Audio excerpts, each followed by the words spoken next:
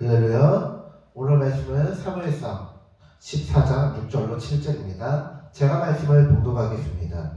요나단이 자기의 무기를 든 소년에게 이르되 우리가 이 할례 받지 않은 자들에게로 건너가자. 여호와께서 우리를 위하여 일하실까 하노라. 여호와의 구원은 사람이 많고 적음에 달리지 아니하였느니라.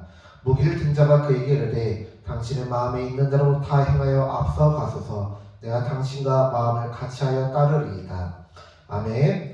오늘은 사무엘상 14장 6절로 7절 말씀을 본문으로 해서 여호와께서 일하신다 라는 제목으로 하나님의 말씀을 전하겠습니다. 하나님 앞에 겸손하였던 사울은 어느 순간 하나님을 보지 못하고 사람을 바라보며 환경을 바라보고 문제를 바라보는 자가 되었습니다. 그러나 다행스럽게도 그의 아들 요나단은 환경을 보지 않고 하나님을 바라봅니다. 사람을 의지하지 않고 하나님을 의지합니다. 요나단은 어떤 심경의 변화가 생겼는지는 알 수 없지만 불현듯 건너편에서 이스라엘을 약탈하고자 침입한 블레셋 군대에 자신과 자신의 시종 단 2명이서 블레셋 해군에 침투하여서 휘저어야겠다는 생각을 합니다. 요나단은 철부지가 아닙니다. 그저 하나님의 감동으로 올라간 것입니다. 사울이 사람을 의지하고 형식적인 종교의 사람 그리고 정치인이 되었을 때 요나단은 하나님의 감동과 인도하심으로 홀로 적진 한복판에서 10만 명이 넘는 블레셋 군대를 혼란의 소용돌이로 몰아놨습니다.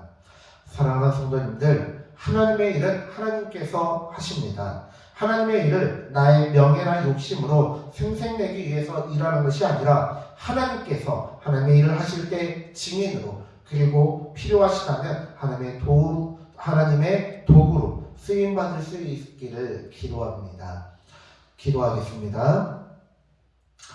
하나님, 우리가 오늘 주님의 말씀을 살펴봅니다. 사울은 여러가지 정치적, 국제적 힘의 논리와 여러가지 것들을 고려하고 고민하고 형식적인 종교인으로 전락했을 때 그의 아들 요나단은 하나님의 감동으로 하나님의 도우심을 바라보며 나아갑니다. 사람으로서는 할 수 없는 불가능한 일을 하나님께서 도와주심으로 말미암아 10만 명이 넘는 그 블레셋 해군을 단 2명이서 휘저어버리는 놀라운 결과를 가져옵니다.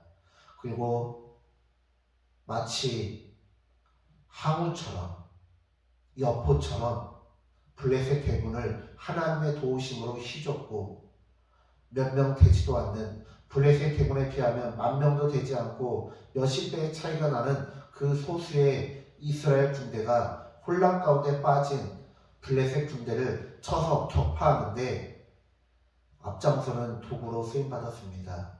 하나님, 우리가 하나님을 믿고 의지하는 자가 되게 하시고 하나님의 일을 하나님께서 하신다는 것을 믿는 자 되게 하여 주시옵소서. 감사드리며 예수님의 이름으로 기도드렸습니다. 아멘. 사랑하는 성도님들, 오늘 하루도 하나님께서 하나님의 일을 하신다는 것을 믿고 오늘 하루도 하나님의 도우심으로 늘 승리하며 나아가시는 우리 귀한 성도님들 되어주시길 간절히 축원합니다. 샬롬.